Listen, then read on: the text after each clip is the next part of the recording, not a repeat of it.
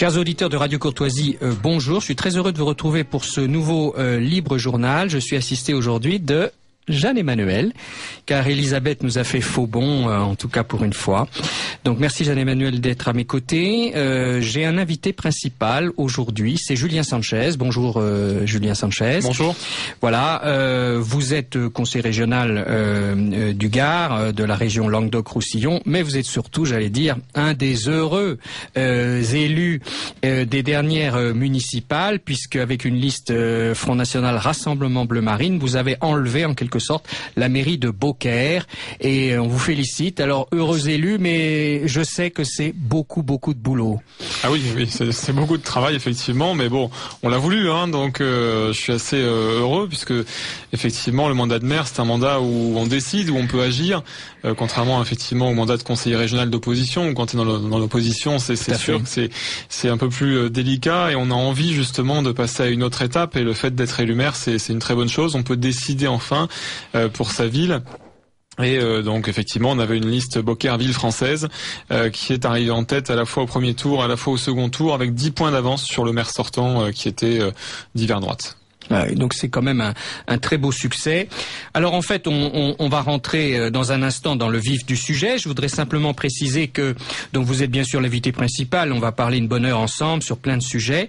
Et puis j'aurai également de Bruxelles à 12h30 Bernard Monod, qui est déjà venu à cette émission, qui est économiste, qui lui a été élu député européen et qui est un peu le stratège économiste auprès de Marine Le Pen.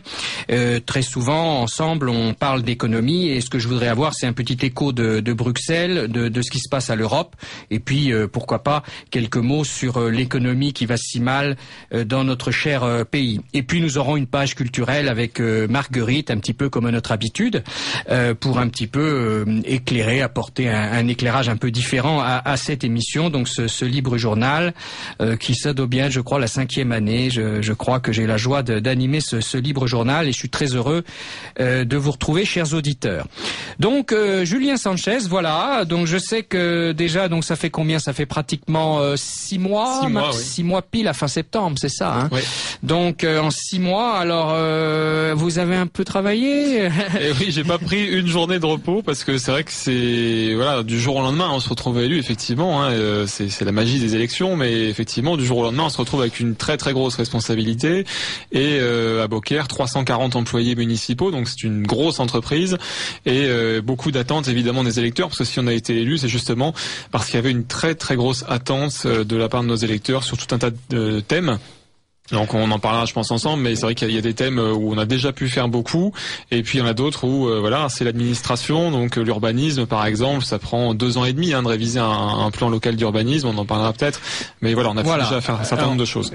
Je crois que vous avez fait beaucoup de choses déjà et lancé beaucoup de chantiers. Alors le premier chantier, parce que on en parle beaucoup dans les campagnes, lors de la campagne, la fiscalité. Alors quelquefois on est bien bloqué, je sais que c'est pas si simple, mais vous avez vous-même déjà pratiqué quelque chose au niveau de la fiscalité locale de Beaucaire? Oui, alors on avait pris l'engagement pendant la campagne de ne pas augmenter la fiscalité. On est allé même au-delà puisqu'on l'a baissé dès la première année. En fait, le budget de la ville de Beaucaire n'avait pas été voté au moment des élections municipales, donc on a eu 3 semaines pour le faire avant le 30 avril. Donc le premier mois a été surtout consacré à ça, au budget, à l'étude des finances et au fait de choisir ce que nous allions dépenser. Et alors concrètement sur la taxe d'habitation, vous avez pu faire quelque chose? Taxe d'habitation, taxe foncière, effectivement. Bâti, non bâti. Les 3 qui sont dans l'apanage de la commune. On a baissé les taux. On a baissé les taux de fiscalité parce que l'État, lui, augmentait les impôts. Donc on a pris à notre charge la hausse de l'État et on a été. C'est à l'Assemblée nationale qui a voté l'augmentation des taux. Tout à fait. Et vous l'avez neutralisé. Voilà, on l'a neutralisé. On est même allé un petit peu plus loin. Donc en fait, il y avait une augmentation qui avait été votée de 0,90%. Pratiquement 1%. Oui. Et on a baissé de 0,94 pratiquement 1%. Pour compenser, et donc tous les foyers ont vu effectivement leur taxe baisser, sauf ceux qui ont vu leur valeur locative augmenter entre-temps, mais là ça ne dépend pas de la municipalité. Oui, ça c'est le calcul de l'assiette, tout à fait. Ça c'est les impôts. Les taux qui sont tout à fait de votre responsabilité, même si effectivement ils sont encadrés, en particulier à la hausse, parce que chaque année l'Assemblée nationale accepte d'augmenter les taux, ce qui est une grave erreur. Elle devrait d'ailleurs exiger de les baisser pour pour obliger obliger carrément. Vous le faites de votre plein gré et on vous félicite parce que compte tenu sans doute de situations difficiles dont on va parler. D'ailleurs, je précise que Steve Briois à Hénin-Beaumont avait lui aussi baissé la taxe d'habitation, je crois lui pile d'1%. Vous voyez, vous êtes à 0,94, donc c'est exactement du même genre. Et c'est pas rien, hein, c'est pas rien, et c'est très important. Sachant bien sûr, je précise que malheureusement la quatrième taxe, qui était la taxe historique des communes, qui rapportait beaucoup d'argent, c'était la taxe professionnelle, mais qui aujourd'hui échappe et qui s'est transformée d'ailleurs en cotisation foncière des entreprises, en CFE, et qui est passée dans le cadre de la communauté de communes. Donc là, elle échappe à votre exécutif malheureusement. C'est ça. Et là, si je peux en dire un mot, effectivement, sur la CFE, on avait dit qu'on se battrait effectivement pour obtenir sa baisse, sachant et précisant aux électeurs bien sûr que c'était la communauté de communes qui la gérait exclusivement et non pas la ville. Oui. Là, malheureusement, la communauté de communes est gérée par les socialistes et ils ne veulent pas baisser pour le moment cette CFE. Ce serait important pourtant pour les entreprises et je vais me battre. Bravo. Et oui. Mais là, il y a que malheureusement la négociation ou certaines pressions que vous pouvez avoir, parce que dans la communauté de communes, c'est quand même Beaucaire qui est la ville principale ou non? Oui, Beaucaire est la ville principale. Mais ils ont quand même la majorité. Et ils ont la majorité puisque la loi maintenant dispose que une commune ne peut plus avoir seule la majorité. Donc nous avons juste en dessous 15 sièges sur 31, mais la majorité municipale n'en a que 11, donc 11 sur 31 en tout, et les élus de droite de Beaucaire ont préféré voter pour un socialiste à la présidence de la communauté de communes plutôt que pour un élu du Front National. Voilà, c'est la démonstration de la réalité de l'UMPS. C'est ça. Voilà. Alors nous saluons l'arrivée de Marguerite, vraiment on la remercie beaucoup de venir parce que elle est en pleine forme, mais je crois qu'elle a quand même un petit problème de genou et qui l'handicape un petit peu. Donc merci beaucoup Marguerite de nous avoir rejoints pour la page culturelle. Alors, je sais que bon, c'est quand même comme c'est un thème assez classique et fondamental. Et puis, je suis venu. D'ailleurs, vous nous aviez très gentiment invité à un meeting lors de la campagne avec Valérie Lopi. On était venu vous soutenir. Oui. Elle était sur Tarascon, moi j'étais sur Cavaillon. Et puis vous avez emporté la ville.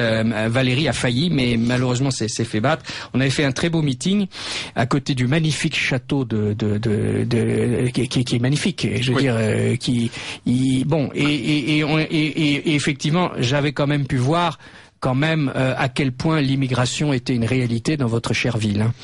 Bon, et donc malheureusement, sans faire d'amalgame, mais malheureusement on sait qu'il y a une relative corrélation entre ou trop d'immigration et insécurité. Je pèse mes mots. Et donc sur la fameuse insécurité, les incivilités, comme on dit aujourd'hui. Qu'est-ce que vous avez pu engager par rapport à la situation que vous avez trouvée et ce que vous aviez promis durant la campagne? Alors ce qu'on avait promis durant la campagne, et on le tiendra, puisque contrairement à mes adversaires, moi j'avais pas fait un programme de 25 pages en promettant monts et merveilles avec des investissements à 500 000 euros par-ci, 500 000 euros par-là. Moi j'avais fait un programme de 4 pages avec une quarantaine d'engagements, une quarantaine de points, et nous les tiendrons. Sur la sécurité, j'ai promis en fait sur le mandat, donc sur les 6 années, de passer de 13 policiers municipaux à 25 policiers municipaux, puisque le maire est compétent en matière de police municipale. Donc nous avons déjà commencé à recruter. J'ai passé des journées entières à faire des entretiens, 20 minutes par entretien. Ça prend du temps. On recrute pas comme ça à la légère, surtout que un fonctionnaire, il est là jusqu'à sa retraite, donc il faut bien le choisir. Et donc nous avons recruté, nous avons lancé le recrutement, mais vous savez que les maires des communes de rattachement des fonctionnaires ont 3 mois pour les laisser partir. Donc nous aurons un nouveau chef de la police municipale qui va arriver à Beaucaire au 1er novembre et nous allons avoir d'autres collègues qui arriveront au mois de novembre et au mois de décembre pour renforcer le dispositif, sachant que nous avons à Beaucaire une vidéosurveillance ou vidéoprotection qui comporte déjà 44 caméras et qui tourne 24 heures sur 24. Donc ça c'est quelque chose de positif et ce qu'il manque simplement c'est des effectifs sur le terrain, c'est pour ça que nous recrutons. Je crois que mon prédécesseur avait la volonté de privilégier la prévention, la médiation. Il avait recruté tout un tas de médiateurs, notamment entre les 2 tours des élections municipales. Je vous laisse deviner pourquoi. Un petit peu de clientélisme peut-être ? Peut-être, la justice le dira. Et en tout cas, pour ce qui nous concerne, nous préférons axer sur la sécurité, le fait d'être visible. Et nous aurons des policiers qui auront la consigne, dès que les renforts seront arrivés dans quelques jours, d'être beaucoup plus présents sur le terrain, dans les rues commerçantes, dans les rues à problème, et y compris la nuit. Voilà, et nous avons également une collaboration avec la police nationale, qui n'est pas à Beaucaire malheureusement, qui est à Tarascon. C'est du côté du pont. Voilà, c'est un commissariat interdépartemental en quelque sorte. Mais voilà, nous avons bien sûr des relations avec ce commissariat. Mais comme je l'ai dit pendant la campagne, je ne suis hélas pas ministre de l'Intérieur ni ministre de la Justice, et le principal problème quand on en parle avec la police nationale et avec la police municipale, la police municipale fait son boulot désormais, la police nationale donne suite également lorsqu'on l'appelle, mais le problème majeur c'est la justice, parce que quand vous arrêtez des gens et que vous avez ensuite l'ordre de les relâcher, c'est ça le principal scandale en France, et ça ne pourra être réglé qu'en 2017, ou avec des élections législatives anticipées, je l'espère, lorsque le Front National sera majoritaire à l'Assemblée nationale. Le problème de fond, c'est la justice. Il faut qu'elle cesse ce laxisme et que réellement les peines soient effectuées et que la perpétuité réelle existe réellement et soit incompressible. Tout à fait. Alors, et d'ailleurs, vous êtes bien placé pour le savoir, cher Julien, parce que nous avons travaillé ensemble sur le programme à plusieurs reprises. Et il y a tout simplement une réalité qui est bloquante par rapport à l'application de la justice, indépendamment du mauvais esprit d'un certain nombre de juges, y compris du ministre de la Justice en place. C'est tout simplement le nombre de places de prison. Oui. Parce que on ne peut pas aujourd'hui, je crois, enfin, il y a des calculs savants qui expliquent qu'au-delà ou en dessous de 18 mois et peut-être aujourd'hui même 2 ans de peine effective de prison, vous n'allez pas en prison parce qu'il n'y a pas de place. Et donc nous réclamons la construction c'était dans le dernier programme, de 42 000 passes nettes, c'est-à-dire qu'il en manque déjà 10 000 au moins, oui. Puisqu'en fait on entasse 62 000 prisonniers dans 52 000 places.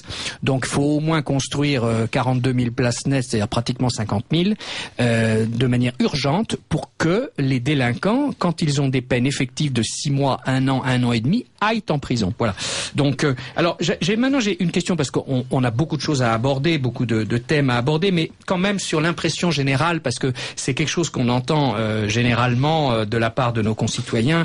Oui, quand c'est bien, c'est jeune, parce que vous êtes un maire jeune, bon, qui ont du courage, qui arrivent à prendre des mairies, qui sont élus, mais ils arriveront jamais à gouverner. Et puis si Marine, alors par amalgame, par réflexion au niveau national, elle n'arrivera pas à gouverner, ça va être la révolution. Alors moi j'aimerais un peu que vous nous racontiez ce qui s'est passé sur le plan humain, sur le plan du comportement des habitants de Beaucaire. Comment vous avez été reçus? Est-ce que finalement ça a été la révolution, entre guillemets? Est-ce que finalement, comment ça se passe pour bien expliquer que peut-être les choses se passent pas si mal au niveau de la population? Écoutez, on est très bien accueillis déjà, parce que ce que les gens voient, c'est que nous sommes sur le terrain. Chaque fois qu'il y a une manifestation, chaque fois qu'il y a une association qui se réunit, chaque fois qu'il y a un événement, la municipalité est présente par les adjoints ou par le maire. On est très très présent sur le terrain. Ça déjà, ça change beaucoup, puisque l'ancien maire n'allait quasiment pas voir les gens.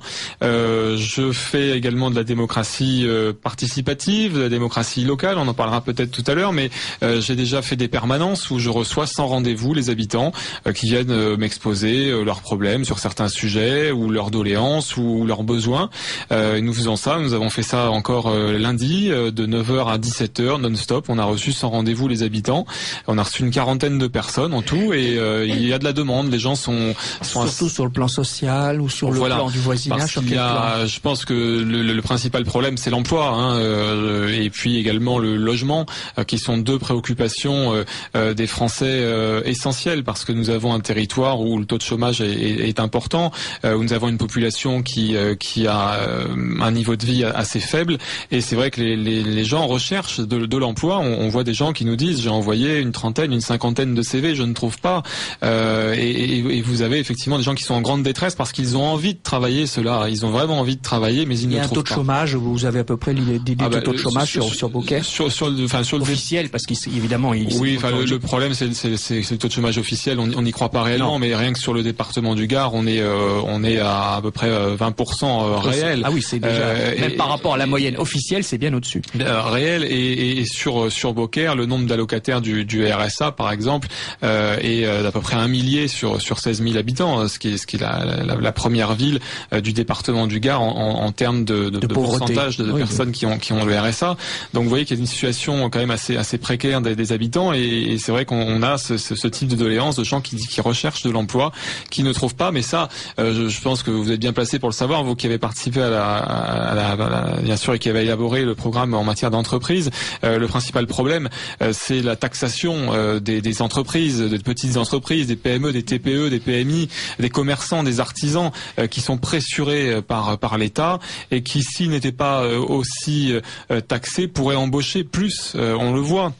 Moi, je l'ai vu pendant la campagne des dernières législatives, où on allait voir des commerçants qui étaient tout seuls dans leur commerce. On leur disait, mais vous n'avez pas d'employés? Elle dit, bah si, il y a 3 ans, j'avais 2 employés, et puis l'année dernière, j'en avais plus qu'un, et puis maintenant, je peux plus, j'arrive plus à payer toutes les charges qu'on me fait payer, donc je suis seul. Voilà. Et elle avait besoin d'employés. Donc elle disait, moi, si les charges étaient moins élevées, si on me baissait toutes les taxes que j'ai à payer, je recruterais. Donc là, c'est des centaines de milliers d'emplois qui sont tués. Nous, notre boulot, avec mon premier adjoint qui est adjoint au commerce, eh bien, c'est d'aller démarcher les entreprises, de les encourager à s'installer, et on y arrive petit à petit. Il y a certains commerces qui vont se réinstaller, certaines entreprises. C'est à nous de faciliter leur installation aussi, c'est vrai. Oui, parce que ça c'est un point, parce que on a un peu préparé cette émission, on peut le dire aux auditeurs, et donc j'ai vu que justement sur le plan des entreprises, vous aviez une démarche active, parce que c'est ça, parce que tout à l'heure quand j'avais envie de vous poser la question, mais quand les gens viennent vous dire bon ben voilà, j'ai pas d'emploi, vous êtes pas comme l'UMPS, dire c'est pas un problème, je vais vous embaucher à la municipalité, puisque c'est pas du tout notre mentalité. En revanche, vous cherchez à faire venir les entreprises, à faire réouvrir des commerces, et là c'est quelque chose qui se fait surtout avec de la bonne volonté, de l'enthousiasme. Vous arrivez à convaincre, et parce que ça c'est une très belle réussite. C'est déjà vous avez réussi à faire réouvrir quelques commerces, c'est parce qu'ils ont confiance dans la municipalité, ou ils ont confiance dans les futures baisses de fiscalité. Alors, c'est ça qui. Alors je vous prétends pas que là il y a des milliers de commerces qui ont ouvert, mais nous sommes en train justement certains ont ouvert déjà. Ça c'est une bonne chose. On a fait quelques inaugurations, et puis pour d'autres, mon adjoint justement, mon premier adjoint rencontre, c'est ça en fait qui change les choses, c'est qu'il est disponible, c'est qu'il passe plusieurs jours par semaine à rencontrer les investisseurs, les entreprises, les commerçants qui veulent s'installer, et puis nous, notre boulot, c'est d'essayer de leur faciliter l'installation, d'essayer de préempter aussi certains locaux vacants, d'essayer de les louer pour ensuite les sous-louer à des commerçants qui voudraient s'installer, pour essayer de réinstaller l'activité, notamment dans le centre ancien, parce que les centres anciens, c'est une problématique qui est nationale. C'est dans tous les centres anciens des communes moyennes, il y a une désertification. Donc nous avons bien sûr travaillé là-dessus, et à partir de janvier, nous ferons également des animations thématiques mensuelles pour essayer de revitaliser justement ce centre ancien, de réhabituer les gens à y venir, à venir s'y balader, en faisant des animations, en associant les associations justement sur des thèmes fédérateurs. Ça, à partir du mois de janvier, c'est un gros travail, mais c'est utile. Voilà, nous, notre ambition, c'est de faire revenir les gens en ville et de faire réinstaller les commerces. Alors, cher Julien Sanchez, je sais qu'il y a déjà des questions, Jeanne-Emmanuel. Alors, je vous rappelle que vous êtes à l'écoute de Radio Courtoisie. Donc pour Monsieur Sanchez, la question d'un auditeur. En matière de vidéosurveillance, que dit la législation au sujet des images? Y a-t-il un enregistrement des images? Qui contrôle cette vidéosurveillance? Merci d'apporter des informations sur le plan légal. Alors sur la vidéosurveillance, bien sûr, il y a une législation très importante. Il faut être habilité déjà pour rentrer dans les locaux de vidéosurveillance, donc du centre de surveillance. Donc il faut avoir une habilitation. Donc en fait là, ce sont des employés de la ville qui tournent 24 heures sur 24 dans ces locaux. Le maire peut également pénétrer dans ces locaux. Et la police nationale, lorsqu'on l'appelle et que nous constatons des infractions, peut aussi venir constater ces infractions. Et les bandes vidéo peuvent être conservées effectivement plus de 7 jours. Et donc on peut les visualiser, on peut les visionner si on s'aperçoit d'un problème après coup. Mais surtout l'avantage, contrairement à beaucoup de villes, c'est que nous on l'a 24 heures sur 24. On a des gens qui les regardent en temps réel. C'est ça l'avantage, parce que si on a un réseau de vidéosurveillance et qu'il y a personne derrière pour regarder et qu'il s'agit juste de regarder tiens qui est-ce qui a fracturé le col du fémur d'une mamie, après coup ça sert pas à grand chose. Il faut des gens qui soient sur place 24 heures sur 24 et c'est vrai que voilà c'est important d'avoir ça de développer. Je voulais juste rebondir sur ce que vous disiez tout à l'heure sur la justice. On parlait du laxisme. Moi, j'avais envie de m'adresser aussi à Madame Taubira, parce que quand elle dit que la prison c'est quelque chose de traumatisant, moi, je peux vous dire que tous les gens que je reçois aussi en permanence ou que je peux voir dans d'autres communes du département, eux, ce qui les traumatise, c'est de voir leurs agresseurs relâchés par les procureurs, par la justice, qui ne donnent pas suite et qui n'appliquent pas la loi. C'est ça qui est traumatisant, Madame Taubira et Madame Dati avant elle. De toute façon, moi, c'est pas une histoire de socialiste ou du MP. Pour moi, le UMP est un parti socialiste également. Donc, je crois que tous ces gens qui nous ont gouvernés n'ont pas la notion de ce que vivent réellement les gens, n'ont pas la notion du pays réel. Et ça, c'est très grave. Et c'est ça d'ailleurs qui fait monter le Front National. C'est parce que nous sommes en adéquation avec les attentes du peuple, parce que nous avons les mêmes attentes que le peuple, parce que nous vivons ce que le peuple vit. Et je crois que ces gens sont trop coupés des réalités aujourd'hui, tous ces ministres. Et vous parliez tout à l'heure de la crédibilité éventuelle de Marine Le Pen pour gouverner, ou est-ce qu'elle aurait des gens pour l'entourer, est-ce qu'elle aurait des ministrables? Mais bien sûr que oui. Nous avons un congrès qui aura lieu au mois de novembre. Il y a eu d'ailleurs il y a un comité central qui est élu lors de ce congrès, par les adhérents qui votent. Et nous avons plus de 400 personnes qui ont candidaté pour ce comité central. Donc parmi ces 400 personnes, il y a forcément bien plus de 30 personnes ministrables, et au-delà de cela, nous avons des conseillers, nous avons des personnes qui dans l'ombre nous aident.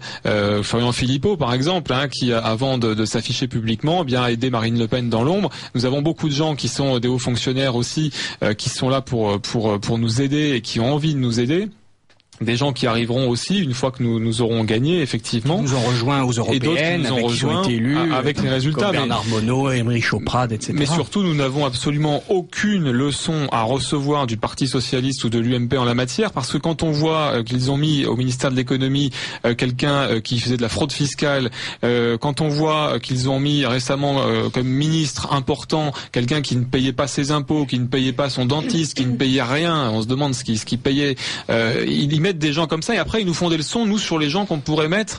Non mais attendez, ils ont quand même choisi 30 personnes, ils sont au pouvoir, ils ont des centaines de députés et ils vont choisir des ministres pour représenter le pays qui ne payent pas leurs impôts, qui ne payent pas leurs factures, et après ils donnent des leçons au Front National. Mais on rêve. On rêve. Quant à l'UMP, on voit sur le retour Monsieur Juppé, on voit Monsieur Sarkozy, qui eux aussi ont des casseroles, et en tout cas pour Monsieur Juppé est un repris de justice tout de même. Absolument.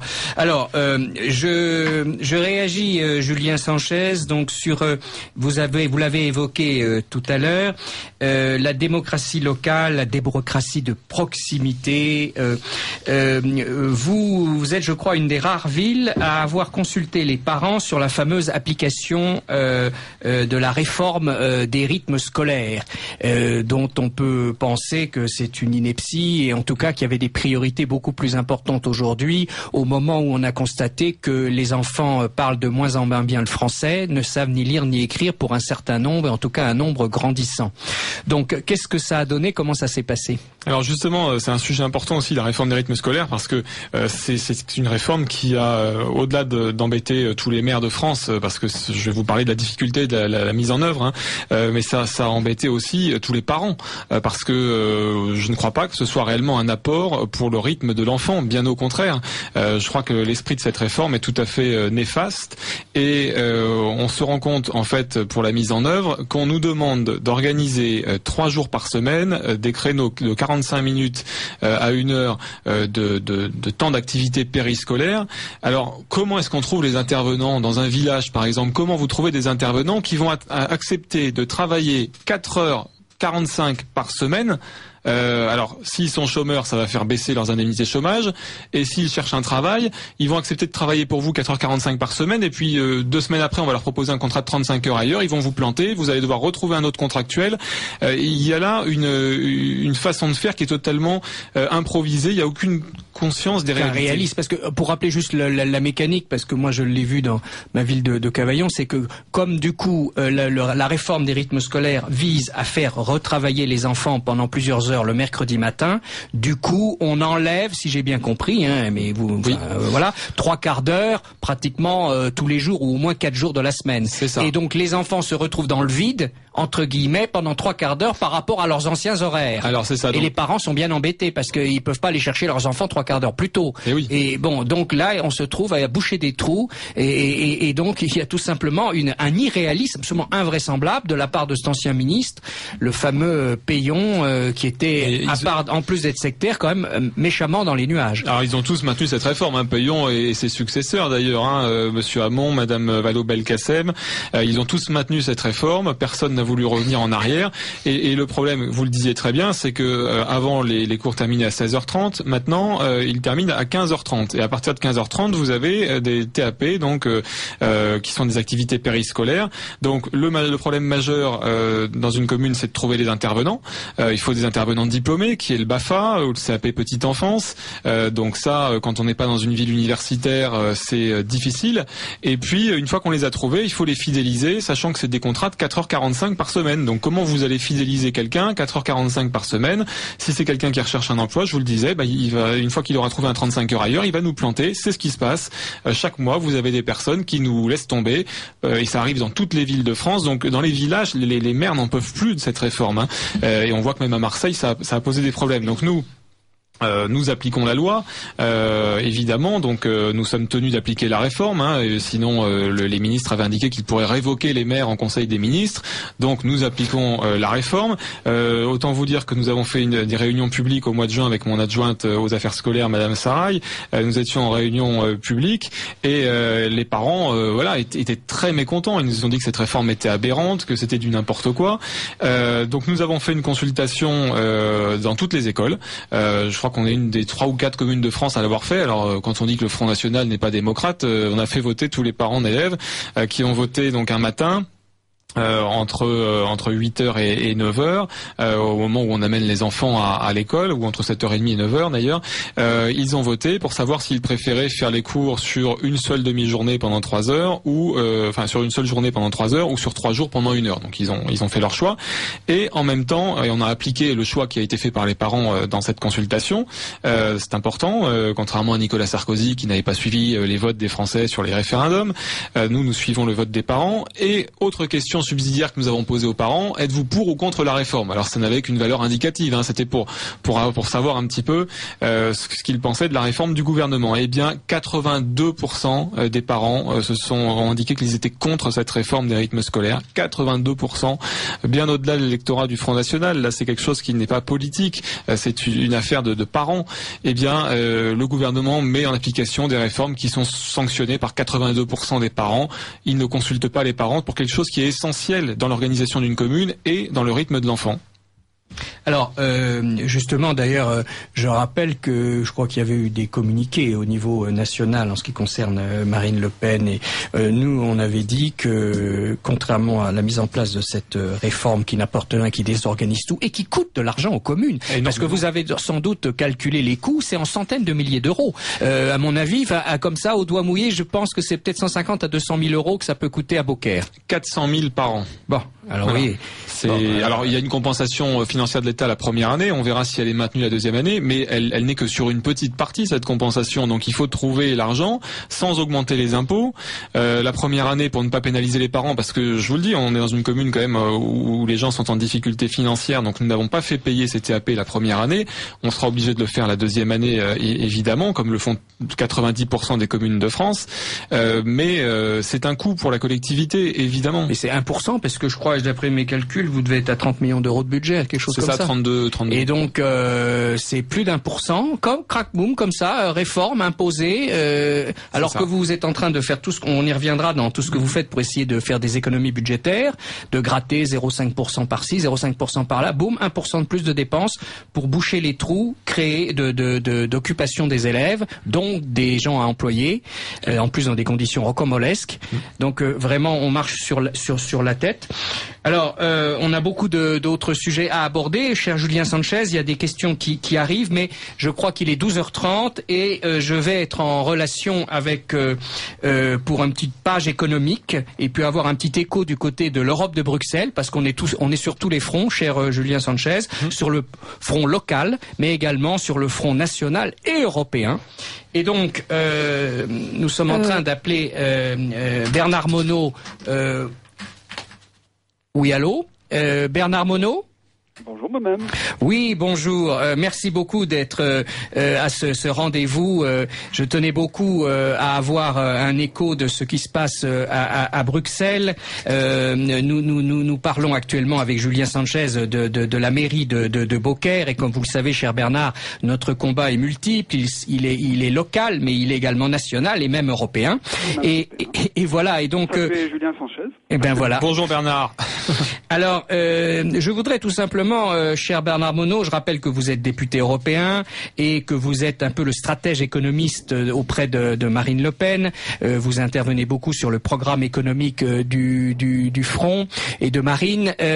Quelles sont vos premières impressions, puisqu'en ce qui vous concerne, ça fait peut-être 4 mois maintenant, l'Europe, ou tout juste 3 mois, vos premières impressions par rapport à ce grand machin, pour reprendre un mot célèbre qui concernait une autre organisation, mais qu'est l'Europe de Bruxelles?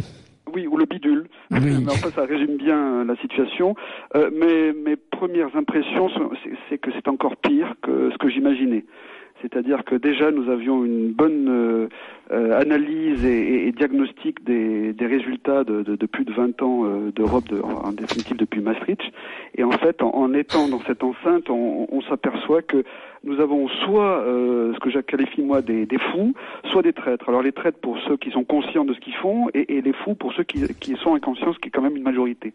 Enfin, les choses étant ce qu'elles sont, nous avons des partis, le PPE et SED, qui représentent en fait l'UMP et le PS pour la France, qui majoritairement d'abord votent main dans la main sur les grands sujets, que ce soit l'immigration, que ce soit les affaires étrangères, notamment avec les problèmes en Ukraine, et puis l'approche géopolitique de l'Union européenne, notamment avec la Russie, et puis sur tous les autres grands sujets, bien entendu, que sont les traités, les nouveaux marchés de libre-échange avec le traité transatlantique, et en cours de négociation, dans le plus grand secret d'ailleurs, puisque Marine Le Pen m'avait chargé d'aller dans ce qu'on appelle la data room, c'est-à-dire la salle secrète pour consulter en fait le document, et je n'ai jamais obtenu d'accréditation, alors que je suis un parlementaire et tout à fait à même de pouvoir aller le consulter. Et vous voyez, donc sur le papier on vous annonce que vous pouvez le faire, et dans la pratique c'est impossible. Oui, mais c'est tout à fait scandaleux, parce que ça va être un acte très important à venir. Pour moi, c'est carrément une négation de la démocratie, parce que d'abord toutes ces négociations sont totalement secrètes, et pour aller consulter ces éventuels documents qui sont par milliers de pages, tout en anglais bien entendu, vous ne pouvez avoir ni documents avec vous, ni papier, ni téléphone portable pour pouvoir éventuellement prendre des notes, et c'est limité à une demi-heure par consultation. Donc vous voyez, tout est fait pour effectivement ne pas pouvoir prendre connaissance effectivement de ce qui se négocie. En général, quand c'est secret, c'est qu'on a des choses à cacher. Oui, alors voilà, c'est quelques exemples comme ça. Oui. Alors je ne vous parle même pas. Enfin, si, je vais quand même vous le dire, c'est que le budget de l'Union européenne est en suspension de paiement. Pour vous résumer la situation, après plus de 20 ans d'Union européenne, il y a un écart entre les engagements et les recettes qui est d'environ 220 milliards d'euros en cumulé depuis plus de 20 ans.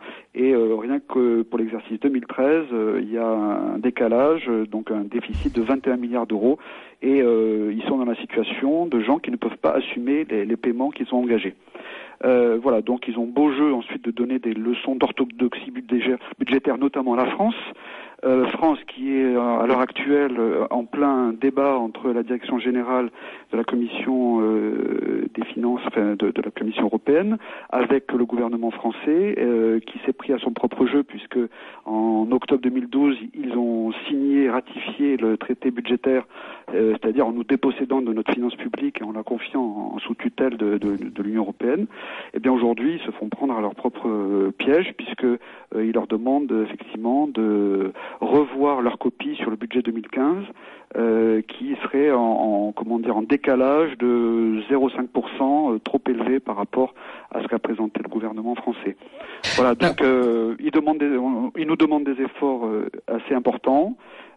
Et toujours, bien entendu, c'est le peuple qui assume cette austérité. Alors, justement, on va peut-être revenir là-dessus, mais quand même, parce qu'on a évoqué le fameux traité transatlantique, et là, cher Bernard, je crois qu'il faut faire preuve un petit peu de pédagogie vis-à-vis de nos auditeurs les moins férus d'économie. C'est quelque chose de très important. Pourquoi? Et j'aimerais que vous nous disiez si des députés de notre groupe ont pu intervenir sur la question, vont intervenir, parce que de quoi s'agit-il? En fait, déjà, on sait qu'il y avait un lobbying extraordinaire exercé.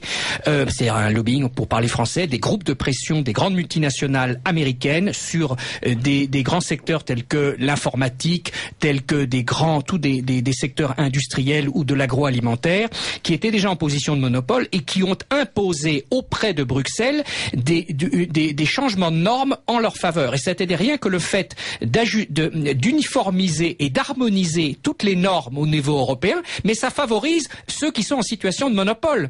Je prends un exemple tout simple. Si vous avez des normes agroalimentaires par rapport aux boissons, au soda, c'est évident que s'il y a la même norme pour tout le monde, vous êtes Coca-Cola et vous exercez un monopole, c'est beaucoup plus facile de vendre sur toute l'Europe que de vendre à chaque pays en particulier en étant obligé de s'ajuster à chaque standard et norme agroalimentaire de chaque pays. Ils ont déjà fait la même chose en Amérique latine par rapport à Coca-Cola. Donc en fait, on voit bien que la standardisation des normes imposées par Bruxelles, lorsqu'elle est faite dans le sillage des groupes de pression des multinationales américaines, ça va dans le sens de l'augmentation de l'influence américaine en Europe. Et là maintenant, c'est vraiment la cerise sur le gâteau, c'est qu'après avoir fait tout ça au niveau de l'Europe, maintenant ils veulent carrément rattacher le marché européen à celui au marché américain. Donc voilà, donc là vraiment, est-ce que vous avez déjà pu intervenir sur cette question? Vous allez intervenir? Comment ça se passe? Alors moi, dans ma commission économique, je suis pas directement concerné, plutôt indirectement, mais celle qui est effectivement en charge de ça, c'est Marine Le Pen elle-même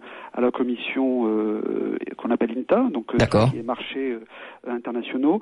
Et effectivement, bien entendu, on dénonce le rouleau compresseur américain qui depuis bien longtemps fait son lobbying avec les multinationales en direct auprès de la Commission européenne et qui servilement sert les intérêts américains, il faut le dire, dans beaucoup de secteurs. Dans tous les domaines, qui font un zèle extraordinaire. Et alors maintenant, effectivement, ils s'en prennent à l'échelon institutionnel, puisqu'ils veulent imposer ce nouveau marché de libre-échange, parce que c'est finalement le fer de lance en fait de la mondialisation. On passe par ce libre-échange permanent et universel. Donc comme les États-Unis sont atteints par une crise qui ne dit pas son nom, et que d'abord dans un premier temps avec le dollar ils exportaient leur crise, mais maintenant un certain nombre de pays font un peu barrage au dollar, donc ils essayent justement sur l'un des marchés les plus importants continent européen, c'est d'élargir leur marché en faisant tomber les derniers remparts de protection qui subsistaient encore. Et alors, les conséquences, effectivement, de ce traité transatlantique sont considérables. C'est-à-dire que c'est d'abord notre souveraineté alimentaire avec toute l'agriculture française, l'élevage, la viticulture, etc., qui sont directement menacés. Et puis avec l'imposition des normes, et puis surtout la concurrence avec des fermiers américains qui en moyenne sont 3 fois plus importantes que les agriculteurs français en termes de superficie d'abord, et puis de moyens, puisque c'est quand même de l'agriculture intensive chez eux, alors que nous, on a quand même gardé une certaine culture, un certain savoir-faire dans la qualité de nos produits. Et puis, comme vous le disiez, les multinationales, pour pas la citer, Monsanto, qui fait une pression énorme pour imposer ces normes OGM. Quand Paris dit non, Bruxelles dit oui, et puis d'une manière ou d'une autre, on se retrouve avec des produits qui sont industrialisés. Moi, quelque chose d'impensable, c'est que les semences sont devenues stériles. Je veux dire, c'est quand même, on marche sur la tête. Hein. On interdit aux agriculteurs d'avoir des semences pour pouvoir les. Bien sûr, pour asservir le monde de l'agriculture aux multinationales. De la nature, quoi. Donc voilà, pour avoir une rente de situation monopolistique avec des grandes multinationales américaines qui s'imposent sur l'ensemble du territoire. Et puis alors après, il y a effectivement au pas de charge la signature d'un traité de libre-échange à nouveau entre l'Ukraine et l'Union européenne. Puisque ça n'avait pas marché avec le président d'Ukraine en novembre dernier, puisqu'il avait refusé de signer cet accord-là, dans les semaines qui ont suivi, les premiers troubles ont commencé à naître en Ukraine. C'est toujours pour des intérêts et des enjeux économiques que tous ces troubles se produisent.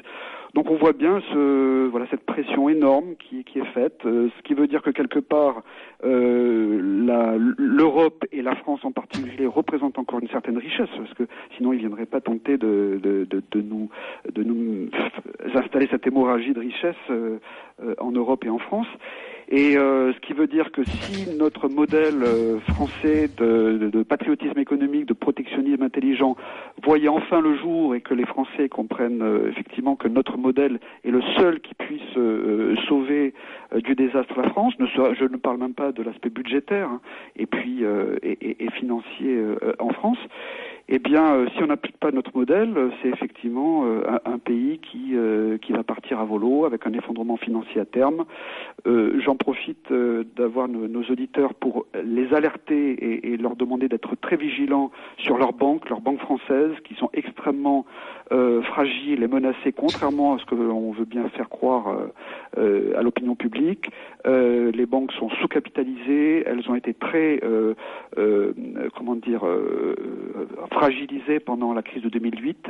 Il faudrait les recapitaliser de manière très importante. Et en fait, aujourd'hui, l'Union européenne a imposé l'union bancaire depuis fin 2013. On en parle très peu, nous sommes les seuls à en parler. Et j'en profite, effectivement, vous le disiez, en tant qu'économiste du front, pour alerter nos sympathisants et nos adhérents pour dire attention, le système bancaire français mais européen est extrêmement menacé. Faites attention et prenez vos dispositions.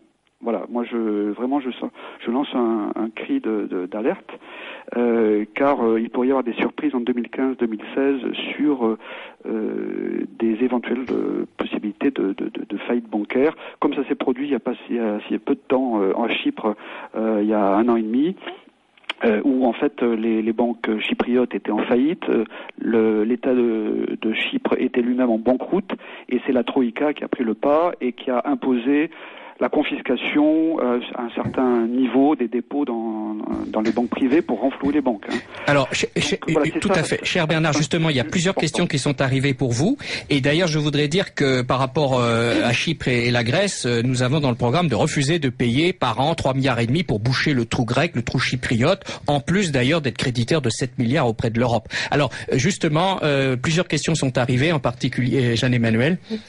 Alors, qu'il est bon et agréable d'entendre quelqu'un parler le même langage, la même pensée que soit M. de la Tocquenay et son invité ont parfaitement raison de rappeler que l'Union européenne est un instrument de la domination impérialiste et financière états-unienne. Il faut répéter sans cesse que l'économie et l'industrie françaises sont contrecarrées par les puissants lobbies américains qui agissent à Bruxelles et sur les instances européennes.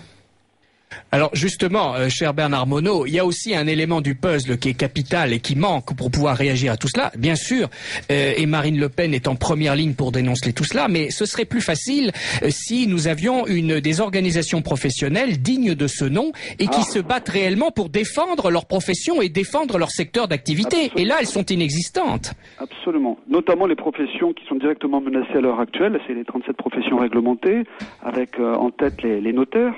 Moi, je voudrais faire un point vraiment précis aussi sur ce sujet-là. Les notaires, ce sont quand même des officiers ministériels. Et ceux-là, heureusement, ils sont quand même assez organisés. Moi, je faisais référence carrément, j'attaquais le MEDEF et la CGT, si vous voulez. Ah oui, mais oui, parce que c'est ceux-là justement qui défendent leurs propres intérêts, mais qui ne défendent pas les intérêts de leur profession. Absolument. C'est ça. On est dans une logique dialectique. Alors pendant qu'on s'essouffle à avoir une logique dialectique entre salariés, cadres et patrons, eh bien on ne défend pas les grandes branches d'activité par rapport aux grands enjeux aujourd'hui que sont le mondialisme, la menace américaine et qui après tout est normal et naturel. Eux ils avancent, mais nous on n'est pas organisés. Mais je vous laisse la parole bien sûr sur justement les quelques professions organisées qui elles s'insurgent contre le démantèlement imposé par Bruxelles. C'est ça. Et alors qui est vraiment très subversif, parce que quand il s'attaque vraiment au cœur du système et du modèle français, donc de stabilisation d'abord, parce que les notaires sont assez nombreux, bien organisés, il y a un bon maillage du territoire. Ils ont un certain nombre de salariés aussi qui travaillent dans les études, mais ce sont d'abord des officiers ministériels, donc ils travaillent pour le compte de l'État avec des coûts relativement qui peuvent paraître dans l'absolu importants, mais qui sont relativement faibles par rapport à l'État. Mais tout ça pour vous dire que en fait c'est un modèle qu'il faut défendre, car derrière le monopole donc des notaires qui sécurisent l'argent des Français, il ne faut pas perdre ça de vue. Quand un Français vend son bien ou en achète un, il le met en dépôt chez son notaire, et le notaire le met en dépôt à la Caisse des dépôts et consignations, qui justement est là pour consigner les fonds et les sécuriser, et pour garantir ces transactions. Et du coup, ça met en péril le modèle économique de la Caisse des dépôts et consignations, qui est quand même une institution extrêmement stable depuis 2 siècles, et qui est là justement sous contrôle parlementaire français pour garantir l'argent des Français, la stabilité financière donc du pays et des citoyens. Donc vous voyez, c'est tout un modèle. Chaque fois qu'on est attaqué, c'est tout un modèle qui est ébranlé dans sa conception, sachant que par exemple, pour rester toujours sur le cas des notaires, notre modèle est en train d'être exporté en Chine et ils essayent de mettre en place le modèle français en Chine. Donc ce qui prouve bien que quelque part, il a une certaine valeur. Voilà, alors pendant que les Chinois sont en train de copier ce qu'il y a de bon en France, l'Europe essaye de démolir ce qu'il y a de valable sur la France. Cher Bernard Monod, c'était juste un petit écho et merci d'avoir répondu présent et bonne chance pour tout ce que vous faites, mais vous reviendrez plus longuement à cette émission. On se bat dans l'intérêt des Français, dans l'intérêt général des Français. Merci beaucoup Bernard Monod. Au revoir, merci. Voilà, donc chers auditeurs, nous retrouvons Julien Sanchez après avoir fait un petit détour par Bruxelles. Et d'ailleurs d'autres questions sont arrivées. Je rappelle que nous sommes, cher Jeanne-Emmanuel, sur Radio Courtoisie. Voilà, et que donc nous avons comme invité principal Julien Sanchez. Alors j'avais une question quand même qui est très importante quand on arrive à la tête d'une municipalité. C'est donc on trouve généralement des finances qui sont assez exsangues. On a une marge de manœuvre qui est faible. On a parfois un endettement. Quelle situation vous avez trouvé et qu'est-ce que vous avez pu déjà engager pour assainir un peu les finances de la ville? Alors la situation que nous avons trouvée, d'abord, nous avons trouvé une ville endettée à hauteur de 11 millions d'euros, plus 6 millions et demi de ce qu'on appelle des restes à réaliser, donc des opérations engagées non payées, ou commencées mais non payées par mon prédécesseur. Donc vous voyez, on a déjà commencé avec une situation difficile. C'est peut-être pour ça qu'il n'avait pas fait son budget, qu'il nous a laissé le faire en 3 semaines.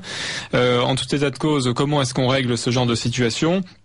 Eh bien, en s'attaquant tout simplement au domaine des finances. Je n'ai pas d'adjoint aux finances, je m'en occupe moi-même et je contrôle chaque facture, chaque bon de commande qui sort de la mairie pour pouvoir essayer de faire des économies. Dans les premiers temps, effectivement, je m'occupe de ça, voilà, pour voir où sont les mauvaises dépenses et où est-ce qu'on peut faire des économies. Ça a déjà permis de faire plus de 300 000 euros d'économies en 6 mois.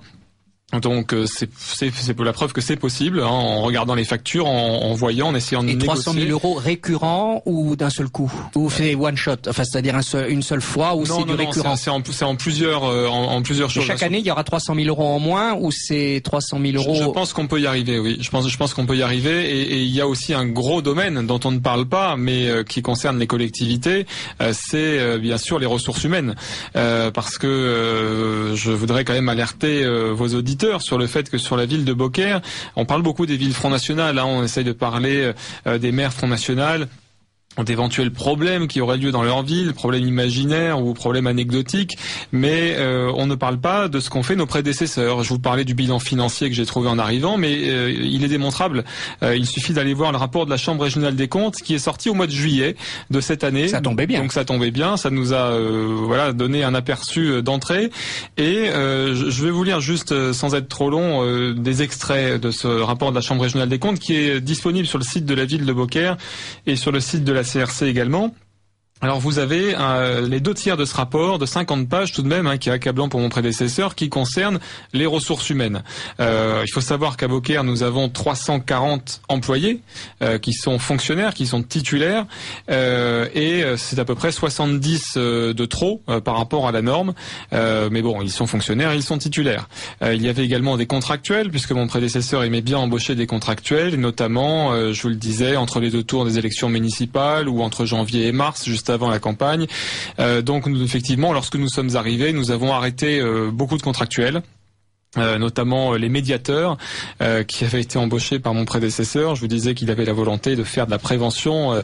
Moi, des gens qui font la bise aux dealers ou qui sont chargés d'acheter la paix sociale de cette manière-là, ça ne m'intéresse pas. Je ne pense pas que c'est comme ça qu'on résoudra le problème de l'insécurité. Donc, effectivement, nous avons arrêté un certain nombre de contractuels et nous avons fait, il y a quelques jours, une réorganisation générale des services en déplaçant une trentaine d'agents qui sont allés dans d'autres services. Nous avons créé ainsi des services intéressants avec les agents déjà en place, déjà existants, comme un service sur les contentieux de l'urbanisme par exemple, parce qu'il faut savoir que dans beaucoup de villes du sud de la France, il y a de nombreuses constructions illégales qui fleurissent un peu partout, des cabanons et une cabanisation de certains villages et de certaines communes. Eh bien, mon prédécesseur sur cette question-là, c'était silence total. Nous nous attaquons et nous prenons à bras le corps ce problème et nous allons bien sûr dresser PV, transmettre au procureur parce que nous sommes dans une zone, dans des zones inondables, des zones agricoles où les gens construisent en dur, où les gens mettent des cabanons et il est de la responsabilité de l'État et aussi du maire d'assurer la sécurité des habitants. Et si un jour il y a une inondation, j'ai pas envie qu'on vienne vers moi en disant voilà, il y a eu 100 morts parce qu'il y a des gens qui sont installés dans ces zones-là. Donc effectivement, nous avons créé un service. Les gens sont maintenant habilités. Et à partir de la semaine prochaine, ils pourront aller sur le terrain pour dresser PV et essayer d'endiguer ce phénomène, puisqu'il y a des centaines de constructions illégales qui ont fleuri. Donc, alors le rapport de la Chambre régionale des comptes, pour vous en lire juste un extrait. C'est sur la durée du temps de travail d'abord de certains fonctionnaires, parce que à la ville de Beaucaire, toutes les catégories de personnel effectuent le même nombre d'heures de travail. Ce nombre correspond aux heures travaillées dans l'année par un agent titulaire ou stagiaire à temps complet qui effectue des horaires réguliers, soit 7h15 par jour sur 5 jours. Le nombre d'heures effectuées est bien inférieur aux 1607 heures réglementaires. Ainsi, les agents ont effectué 1559 heures en 2007, 1560 en 2009, 1566 en 2011. Le nombre d'heures perdues entre 2007 et 2012 se situe dans une fourchette de 9544 heures et 14 260 heures, représentant entre 6 et 9 équivalents temps plein. Le régime des congés annuels de la commune est supérieur à la réglementation. Le nombre de jours travaillés est par conséquent inférieur à la norme. Ainsi, en 2007, les agents de la collectivité ont travaillé 11 jours de moins, 14 jours de moins en 2011 et 10 jours de moins en 2012 que le nombre de jours qu'ils auraient dû effectuer en tenant compte du nombre de jours fériés qui varie d'une année sur l'autre. La Chambre relève que des congés supplémentaires sont octroyés aux agents de façon systématique pendant la période de Noël et du Nouvel An, 5 jours au minimum. La commune octroie en outre des jours permettant de faire des ponts, des jours fériés qui n'existent pas ailleurs. Elle a ainsi créé ses propres jours fériés. Et puis il y a aussi des congés familiaux bien supplémentaires à la norme. Donc voilà, et en plus une prime à l'absentéisme. Donc il n'existe pas de politique de lutte contre l'absentéisme formalisée. Et afin de réduire l'absentéisme dans la collectivité, la commune de Beaucaire a instauré en 82 une prime de fin d'année de laquelle sont déduites depuis le 1er janvier 1997 toutes les absences, à l'exception des accidents de travail et des congés maternité-paternité. Alors je vous donne quand même ce qui est risible. Mais grave, la prime de fin d'année s'est élevée en 2012 à 193 000 euros. Les agents n'ayant eu aucun jour d'absence ont perçu 763 euros. Et c'est là que c'est grave, écoutez bien. Les agents dont les jours d'absence ont été supérieurs à 90 jours en 2012 ont perçu 200 euros. Ainsi, certains agents ont pu bénéficier de cette prime alors qu'ils ont été absents 283 jours ou encore 366 jours. Alors voilà la gestion de l'argent public par mon prédécesseur. Et voilà les choses qui existent dans certaines communes. Alors bien sûr, je ne blâme pas tous les agents. Au contraire, il y a les 2/3 des agents qui font très très bien leur travail, mais effectivement, il y a des recrutements aussi qui sont claniques ou qui sont voilà, on va dire contestables. Il y a 3 à 4% que vous pouvez récupérer sur le fait que la moyenne de ces employés municipaux ne travaille 1560 heures au lieu des 1600. Alors il y a beaucoup de questions, Jeanne-Emmanuel. Alors je rappelle que nous sommes sur Radio Courtoisie. À Vitrolles et dans d'autres communes, on a dit que la gestion du Front National fut catastrophique. On leur a créé toutes sortes de tracasseries financières et administratives. Pouvez-vous nous développer ces tracasseries ? Alors moi je conteste déjà le bilan qui est fait des villes Front National de l'époque, parce qu'il faut arrêter. C'est pas parce que les médias disent quelque chose que c'est la vérité révélée, hein. D'autant plus les grands médias et d'autant plus nos adversaires politiques lorsqu'ils sont ensemble en général. Il faut quand même creuser, et Dieu merci, Internet nous permet de se réinformer. D'ailleurs il y a une note qui a été faite par Jean-Yves Le Gallou à ce sujet qui est très bien faite et que je vous invite à aller lire, notamment ce qui a été fait par ces villes. À l'époque, c'est la réduction massive de l'endettement des communes concernées. On l'a vu à Orange. Je crois, je dirais peut-être des bêtises, mais il me semble que l'endettement par habitant devait être de 1200 ou 1400 euros. Et lorsque Monsieur Bompard a travaillé, il a réduit à 20 ou 30 euros. Aujourd'hui, il est ridicule. Voilà. Il n'y a pratiquement aucun endettement. Ça, c'est et voilà. Et même Jean-Marie Le Chevalier, dont on a beaucoup accusé sur Toulon et qui malheureusement a d'ailleurs a quitté le Front National, et c'est d'ailleurs pour ça qu'il s'est essentiellement pas fait réélire, faut le dire. Lui-même avait eu un rapport de la Chambre régionale des comptes qui avait souligné les bonnes actions qu'il avait quand même menées pour assainir les finances de la ville. Même dans le cas de Jean-Marie Le Chevalier, bien sûr, en ce qui concerne la ville de Vitrolles, il y a eu des choses excellentes qui ont également été faites à l'époque, il faut le préciser. Qu'est-ce qui est reproché en fait à Catherine Maigret à l'époque? Et je pense que c'est un débat qu'il faut avoir. On lui a reproché d'avoir instauré une prime de naissance pour les enfants de parents français ou européens, ou dont au moins un des parents est français ou européen. Donc en gros, on reproche à quelqu'un d'avoir donné de l'argent à des familles parce qu'elle faisait un enfant. Donc maintenant on reproche à des politiques de faire une politique nataliste. Alors certes, ça n'était pas dans les attributions de la mairie, elle n'aurait pas dû le faire dans le cadre municipal, mais excusez-moi, quand c'est presque un honneur d'avoir été condamné pour ça.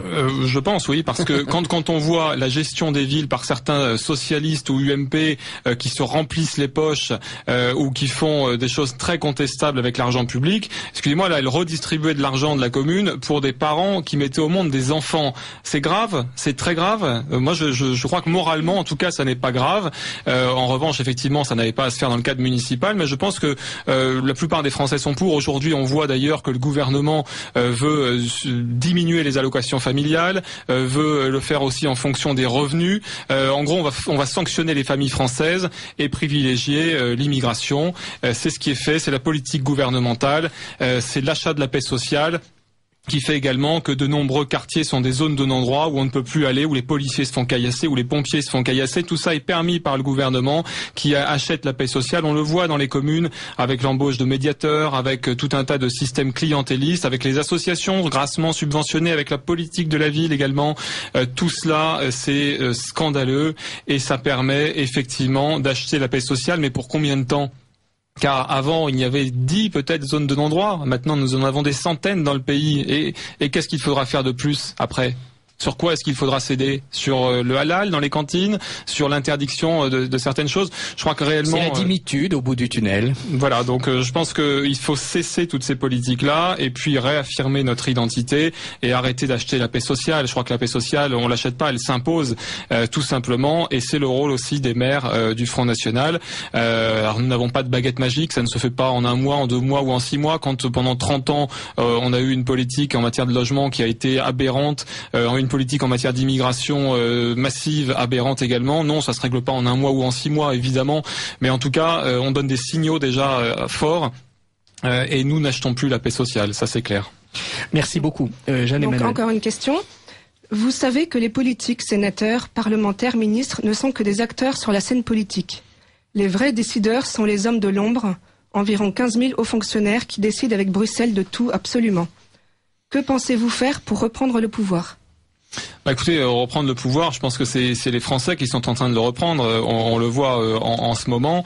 Je crois que il y a une montée importante du Front National. On l'a vu aux élections municipales, on l'a vu à toutes les élections législatives partielles qui ont eu lieu. On l'a vu aux élections européennes. Premier parti dans 71 départements, c'était du jamais vu. Même en Bretagne, nous avons réalisé des scores historiques. Donc il est en train de se passer quelque chose. Même en Bretagne. Eh oui, même en Bretagne.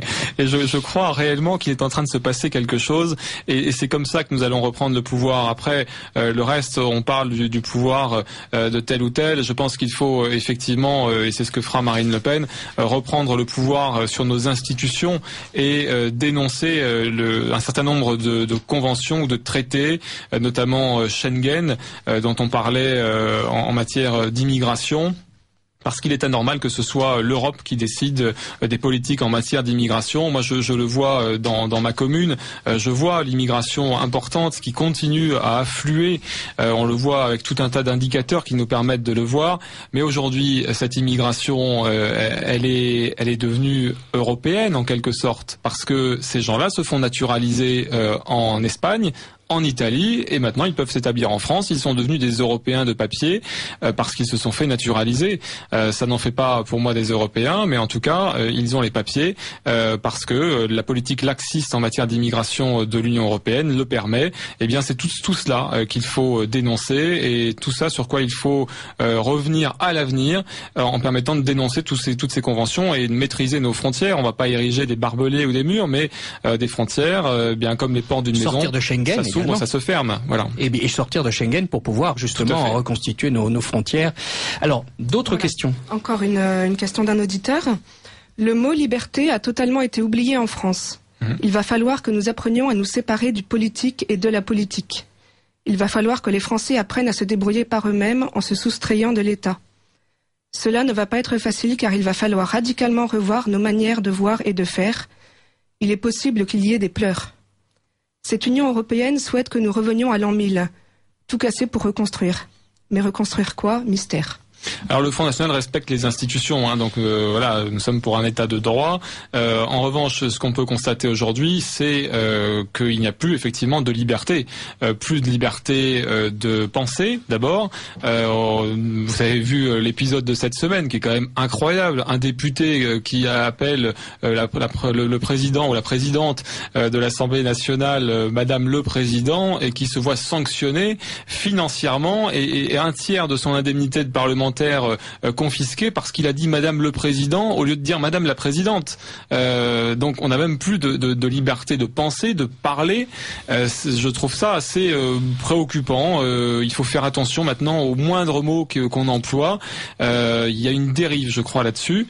Si vous Bien sûr, c'est un affaiblissement incroyable de la pensée et une restriction invraisemblable de la liberté de penser. Enfin, c'est pas un crime. On a le droit on peut avoir des jugements différents. Enfin, c'est invraisemblable. C'est ubuesque. Moi, j'aurais dit Madame la Présidente, mais quand je vois des choses comme ça, j'ai envie de dire Madame le Président. Vous voyez, moi, de voir des décisions comme ça me pousse presque à faire l'inverse, parce que je trouve ça tellement ridicule, tellement risible. C'est comme l'expression gérer en bon père de famille, qui n'existe plus, qui a été supprimée des textes parce que c'était sexiste. C'est comme cette députée qui voulait supprimer les écoles maternelles parce qu'il y avait maternelle dans école maternelle et que c'était sexiste. Mais où est-ce qu'on est là Voilà. Et donc bien sûr c'est une vérité révélée. Nous n'avons pas le droit de contester ces propos. Je trouve ça dangereux. Et quand vous dites qu'il n'y a plus de liberté, et quand votre auditeur le dit plus exactement, oui, effectivement il n'y a plus de liberté. C'est ça qui est dangereux. Mais alors justement, l'Europe de Bruxelles nous élimine un nombre important de libertés dans tous les domaines. Mais juste avant de laisser la parole peut-être à Marguerite pour la page culturelle, justement, les municipalités et les communes restent encore un lieu relatif de liberté. Et c'est ça qui est passionnant, je crois, cher Julien Sanchez, en étant maire d'une commune moyenne. vous avez encore un peu la liberté d'agir directement auprès des citoyens. C'est ça qui est quand même assez passionnant et qui est quand même assez réconfortant. Non, c'est pour ça que je suis heureux d'être maire, que je suis à ma mairie tous les matins à 7h et que j'en pars souvent à 20h ou 22h depuis 6 mois et que j'ai pas pris un jour de congé parce que c'est quelque chose qui est intéressant. On peut agir et il faut en profiter tant qu'on peut le faire parce qu'aujourd'hui, le schéma gouvernemental, c'est de supprimer les communes au bénéfice des intercommunalités, de supprimer les départements au bénéfice des régions et de supprimer l'État au bénéfice de l'Europe. Et ce sera encore des suppressions de liberté corrélatives. Alors là, je refuse actuellement tout transfert de compétences de ma commune vers l'intercommunalité parce que tout ce qui est fait par les intercommunalités la plupart du temps est mal fait parce que les gens qui les président ne le font pas à titre permanent et ne s'occupent pas en fait de ces institutions qui sont laissées pour compte. Donc moi je sais que ce qui est fait par ma commune, je peux le maîtriser, donc je préfère garder les compétences. Mais bientôt il y aura des transferts automatiques et obligatoires, comme ça a déjà été le cas par le passé, et de plus en plus en matière d'urbanisme. Il faut savoir que on essaie de transférer petit à petit l'urbanisme aux intercommunalités. Le droit des sols et puis bientôt les plans locaux d'urbanisme. L'économie également. Et ça c'est dangereux si un maire ne peut plus demain gérer son plan local d'urbanisme, ne peut plus gérer ce qui se passe sur sa commune. Qu'est-ce qu'il fera? Il célébrera juste les mariages. Ce sera ça son rôle. Je crois qu'il y a beaucoup plus de choses à faire et il faut profiter justement de nos mandats qui durent encore 5 ans et demi pour faire le maximum que nous pourrons faire pour faire un espace de liberté dans les villes que nous avons conquises. Et je terminerai là-dessus en vous disant voilà que Beaucaire est une ville magnifique. Je vous invite à venir la visiter. 4e ville du département du Gard. Et nous avons effectivement des oppositions. Certains de vos éditeurs posaient la question tout à l'heure. Nous avons eu des oppositions. Nous avons effectivement du sectarisme face à nous. Moi, quand nous avons été élus, le lendemain, le maire de la ville de Farciennes, qui est jumelée avec Beaucaire, une ville de Belgique, annonçait qu'il mettait fin aux relations diplomatiques avec la ville de Beaucaire. Alors moi, je ne savais même pas de quelle tendance politique était ce maire-là. Je pensais qu'un jumelage, naïvement, c'était un lien historique entre deux communes. Eh bien, lui, ça l'a pas empêché d'enlever ce jumelage. On a eu un festival de musique électro qui s'est déprogrammé 2 jours après, donc ça nous a fait économiser 10 000 € accessoirement, et puis peut-être économiser aussi, je ne sais pas si c'était lié, mais quelques seringues aux alentours des arènes aux dates de ces événements. Et puis nous avons quand même les enseignants et les ministres, Madame Filippetti, qui sans arrêt se positionnaient sur la culture dans les villes Front National. Nous n'avons aucune leçon à recevoir de ces gens en matière de culture. Quand on voit tout ce qu'ils font et l'argent dépensé pour l'art contemporain à tort et à travers dans les conseils régionaux, nous n'avons aucune leçon à recevoir de ces gens-là. Nous faisons de la culture populaire, nous essayons de faire venir des gens dans des spectacles qui plaisent à la population, sans sectarisme. Quant aux enseignants, je vous raconte juste une anecdote avant de laisser la parole justement pour la rubrique culture, mais pour les enseignants, il y a un sectarisme dans certaines instances dans lesquelles nous siégeons. Je vous raconte l'anecdote. Nous sommes allés au lycée professionnel de Beaucaire où nous siégeons. Nous sommes 3 élus Front National à siéger dans cette instance en tant qu'élus de la municipalité.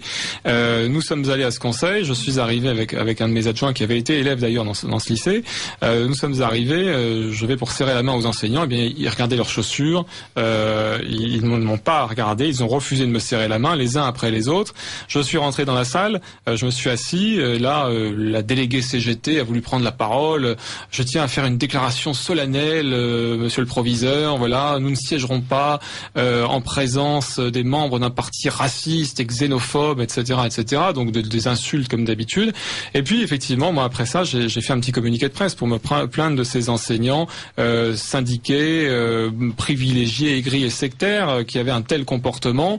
Et puis donc, suite à mon communiqué, cette enseignante de CGT a porté plainte contre moi, donc j'ai porté plainte contre elle pour outrage, pour les termes membres d'un parti raciste et xénophobe. Mais vous voyez, tous ces gens qui sont des permanents sont là pour essayer de nous démolir.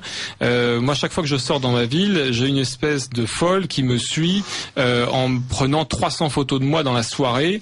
Je ne sais pas ce qu'elle en fait. Amoureuse. Peut-être amoureuse, oui, mais elle a peut-être rien d'autre à faire. Surtout, elle ferait bien de chercher un travail. En tout cas, elle me suis, elle me prend en photo 300 fois dans la soirée avec mes adjoints, et puis en fait on a donné un sens à sa vie, je pense, en étant élue. Elle se prend pour une résistante, c'est formidable, sauf que ma pauvre dame, écoutez, nous faisons les choses dans l'intérêt commun, nous faisons les choses dans l'intérêt des habitants, et nous ne sommes pas des fascistes, des racistes, nous sommes des gens qui simplement voulons rendre la parole au peuple et rendre leur liberté aux gens, tout simplement. Merci Julien Sanchez.